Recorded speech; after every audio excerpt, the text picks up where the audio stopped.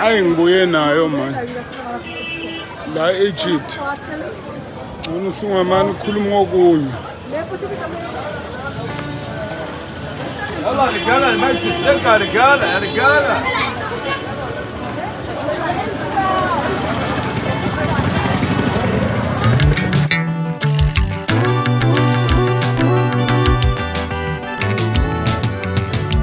Angithi lo mculo amaskandi ngizoyeka Akwengibingelele nina bekunene akwengibingelele eMaswati lamahle nonke nabo bonke abangapha eSouth Africa nabakhona ekhaya.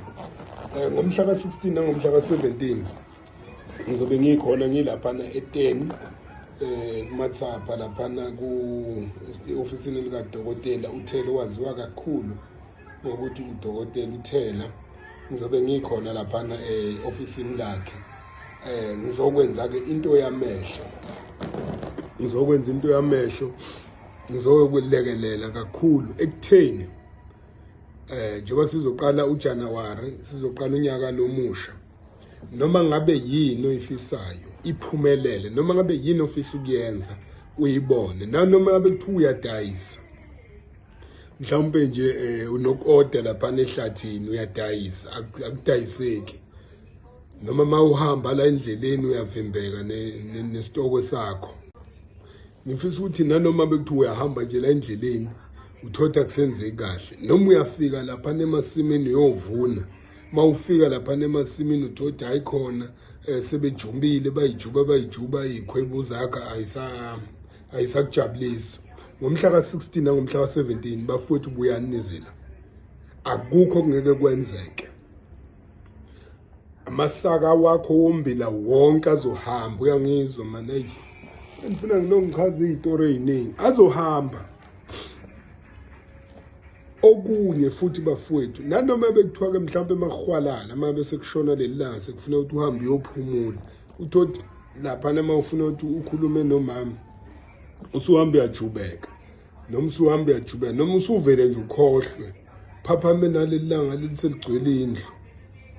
Buyozela sizoyixoxisa lesikhulumise siyibuza ukuthi yenzeka kanjani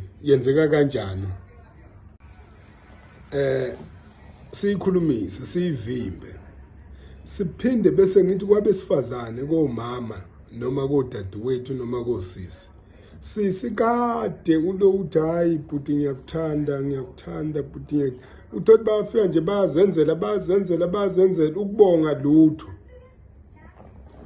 Yini bengabongi? Emajaha yini ningabongi? Ngaphela mawuqeda mawunikiwe okunikwa khona bonga phela. Hayi strupa dlabhadla ngaduma manje lenzele ukuthandayo. Ngomhla ka16 nangomhla ka17 ngizobe ngilapha ne10. Bosisi bami ngizobe ngikhona. Ayikho into engizobe ngingayiphethe. Ayibuka nje sisi sewuzuyaguga akukhona munye ofikayo uma lapha negedeni amemeza athi hey baba sisocela lobuhlobo obuhle yini inkinga ngaphela unazo zonke izinto